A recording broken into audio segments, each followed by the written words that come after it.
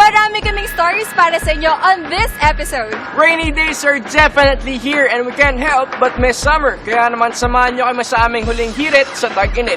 Nakijoin din kami sa isang napakasayang selebrasyon para sa health and wellness. At hindi lang yan guys, meron din kami mga tips para sa inyo para maging successful internet cafe owner. At meron kaming good news sa mga tribe nating fashionista dahil lang isa sa pinakasikat na clothing brand sa Japan ay nandito na sa Pinas. Hindi lang stylish ang kanilang mga damit, ito ay functional pa. On that note, simulan na natin ang ating palabas with an exhibit celebrating 30 years of Philippine fashion. New York, Milan, Paris.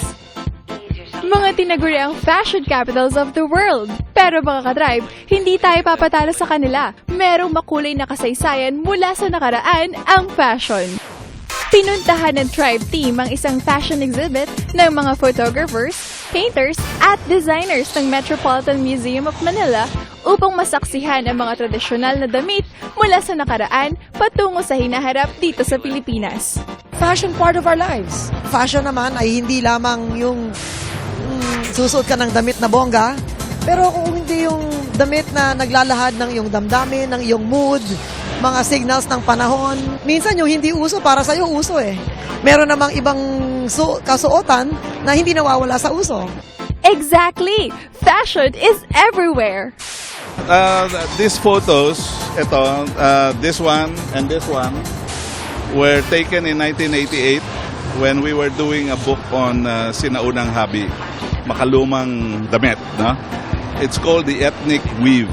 So we were doing a book on this tribal weave, and we went all over the country to photograph authentic tribes, people wearing their authentic weave. This one is in, I think it's a Yakan woman from Zamboanga. Ito yung kanilang outfit, typical.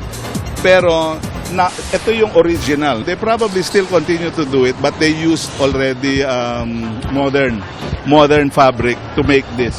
Fashion spanning 1903 to 2012. Kaya siya nasali dito because at that particular time it was substantial or important. Fashion naman, ganun lang yun eh, parang cycle. And fashion is a part of our culture. Anybody feel that falling?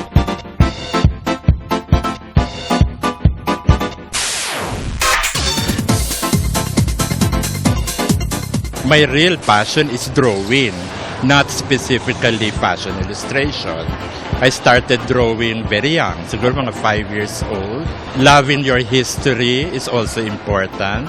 If you want to be original, if you want to be creative, kailangan talaga alam mo yung pinanggalingan mo, alam mo yung makeup mo as a person. Kung Filipino ka, then you have to know what a Filipino really is. Made this gown several years ago for a fashion show, for a fundraising fashion show. This is made of hand-woven cloth, and I decorated it with roosters and hens. This other gown, it's a basic black contemporary gown, but with butterfly sleeves. We can always do some innovation and integrate our old traditional designs into today's contemporary clothing. Make Filipino clothes more wearable, but not really to a point that it's overdone.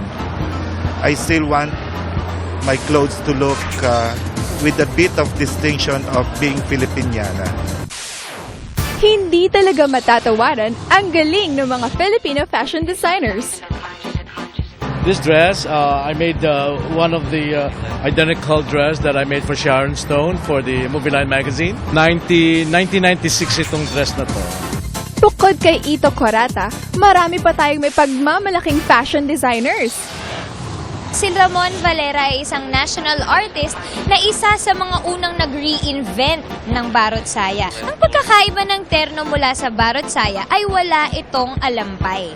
At makikita nyo, meron siyang butterfly sleeve. Nice namin kasing ipakita na kung ano-ano ang kasuotan, kung anong uri at anyo ng kasuotang Pilipino, some sort of showing where we find something that will unite us. And that will be clothes in terms of hand skills, in terms of weaving, in terms of the technique, and in terms of basic shapes of certain things. Dapat, mahalin din natin yung ating kasuotan.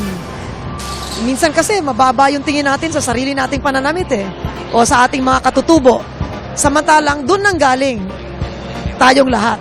Doon nang galing yung pinakakaluluwa ng Pilipino.